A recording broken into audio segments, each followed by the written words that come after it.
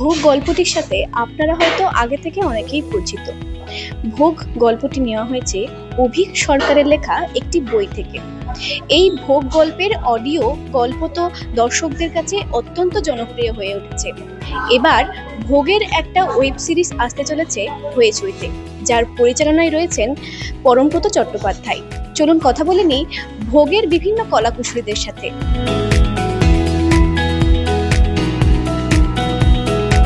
দেখুন, আমি বলতে পারবো না, কারণ দর্শক কি চান, দর্শক কি পাবেন, সেটা একেবারেই দর্শকের দিকের একটা ব্যাপার। মানে আমি আমরা আমাদের দিকের কাজটা করতে পারি। আমরা যখন কাজটা করে ফেলি তখন সেটা দর্শকের হয়ে যায়, তার একটা নিজস্ব। এবার সেটাকে তিনি বিনোদন হিসেবে দেখবেন, নাকি সেখান থেকে তিনি নিজের জীবনের কোনো একটা অংশ বা পর্ব খুঁজে পাবেন, বা নিজে একরকম কোনো একটা, অনেক সময় হয় না, একটা মেসেজ খুঁজে পান কেউ, সেটা তার সিদ্ধান্ত।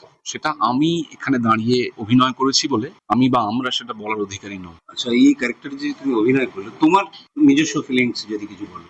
দিস ইজ মাই জব, আমার একটা কাজ, আমি অভিনেতা, আমার বিভিন্ন মানে চরিত্র। যেমন একটা চরিত্র দাগ যে আমি খুব হ্যাপি কাজটা করে, সেরকম কিছু? হ্যাঁ, নিশ্চয়ই। অতীন করে তো আমি খুবই হ্যাপি, দাগও কেটে গেছে। কিন্তু এটা একটা অভিনেতার এমনই একটা ইন্টারনাল প্রসেস বা একটা ভেতরের রান্নাঘরের কথা, তার সেটা সেটা একান্তই এত ব্যক্তিগতভাবে আমার নিজের, যে আমি আপনাকে সেটা পুরোটা বলে দিলেও আপনি ঠিক সেটা আমার মতো করে অনুধাবন করতে পারবেন। পার্বতী একদম অন্যরকম একটা চরিত্র, একদম অন্যরকম একটা লুক। কেমন লাগলো যদি একটু বলো? তোমাদের কেমন লাগে? খুব অসাধারণ লেগেছে। কাজ করে আমার খুব ভালো লেগেছে। প্লাস বাকি বা ফার্স্ট মে আমার কোয়েশ্চেন আছে, তোমাদের দুজনেরই কোয়েশ্চেন রয়েছে। যখন কোনো একটা স্ক্রিপ্ট তোমরা চুজ করো, সেখানে অনেক চান্সেস থাকে যে মানে চরিত্রটাকে নিজের মতো করে গুছিয়ে নেওয়ার ব্যাপার বা নিজের মতো করে প্লে করার, but when it comes about from adaptation, তখন কি হয়, আগে থেকে মানুষজন জানে যে এই চরিত্রটার মাপকাঠি এতটা, মেজারমেন্ট এতটা, তো সেটা কি কতটা মানে তুমি মেপে বা তোমরা মেজার? এটা পরিচালকের প্রশ্ন। আমরা এমনি নেলা খেপার মতো সেটে যাই না। আমরা যে সেটে যাই সেখানে একজন ডিরেক্টর থাকে, সে আমাদেরকে বলে দেয় এত অ্যাডাপ্টেশন, কি করলে কি হবে, কোথায় কোন বাজ পড়বে, এটা আমাদের ভাবতে হয় না। না, আরেকটা কথা, আমরা নিজেদের মতন কোনো চরিত্রই করি না। হ্যাঁ, যে আমাদের লেখক সে করে লেখক চরিত্র। আছে, পরিচালক আছে। হ্যাঁ। তুমি তো দেখছি আমাদেরকেই ক্রিয়েটর বানিয়ে দিচ্ছ, পার্ট অফ দ্য ক্রিয়েশন। আমি আমি মনে করি যে একজন ফিল্ম মেকার যখন একটা জিনিস বানান, তখন যদি 100% তিনি অ্যাচিভ করবো বলে যদি নামেন, তার মধ্যে 50% যদি করা যায়, তাহলে বলা যেতে পারে যে তার চেষ্টাটা সার্থক। সেইটাই হচ্ছে, অন্তত আমার যা অভিজ্ঞতা, সেটা হচ্ছে মানদণ্ড আমার মনে হয়। এবং এটা কিন্তু ব্যক্তিগত অ্যাসেসমেন্ট, মানে কে কি বললো তার উপরে না, বাকি তো আমি ব্যক্তিগত অ্যাসেসমেন্টের কথা বলছি। এবার সেই জায়গা থেকে আমি ভোগের ক্ষেত্রে মনে করি যে আমি 100-র মধ্যে 70 অ্যাচিভ করতে পেরেছি, এন্ড সেটা অনেকটা।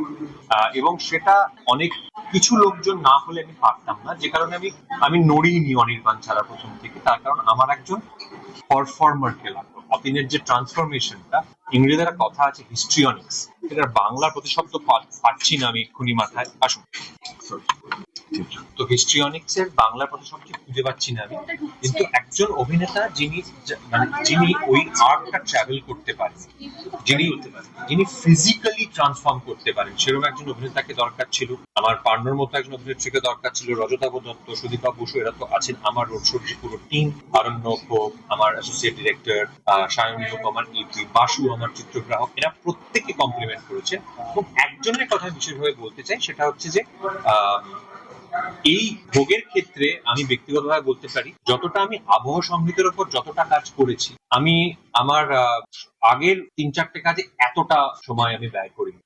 সেই জন্য আমি বলবো নবারুণ আমার সব কাজেরই প্রায় আবহ সংগীত ওই করে। নবারুণের কাজটা ভোগের ক্ষেত্রে very very very it was very tough, খুব কঠিন ছিল, এবং সেই জন্যই এত ভালো করেছে। ভীষণ বিশেষ, ভীষণ স্পেশাল নবারুণের কাজ এই ভোগে।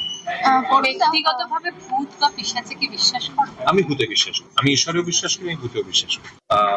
আমি খুব প্রাতিষ্ঠানিক ভাবে যে ঈশ্বর বিশ্বাসী এমনটা বলতে পারবো না। মানে অনেকে হন যে মানে রিলিজিয়াস হলিডে করে, মানে অমুক জায়গায় অমুক মন্দিরে যাব বলে কোথাও বেড়াতে যান, আমি হয়তো সেটা কোনোদিন করি না, বা কিন্তু আমি ঈশ্বরে বিশ্বাস করি, সেটা মানে ধর্ম বা প্রাতিষ্ঠানিকতা নির্বিশেষে বিশ্বাস করি। এটা আমি মানে খোলামেলা ভাবে স্বীকার করি। আমি ভোগ গল্পের জনপ্রিয়তা তো রয়েছেই, এবার দেখার বিষয় এই সিরিজ কতটা দর্শকদের মধ্যে কৌতূহল তুলতে পারে বা কতটা জনপ্রিয়তা লাভ করতে পারে, সেদিকে তো নজর থাকবে খবর বাংলার। আর তার জন্য আপনাদের চোখ রাখতে হবে খবর বাংলার পর্দায়। ক্যামেরায় প্রিয়াঙ্কা সাধুকার সাথে কোয়েল রয়ের রিপোর্ট, খবর বাংলা, কলকাতা।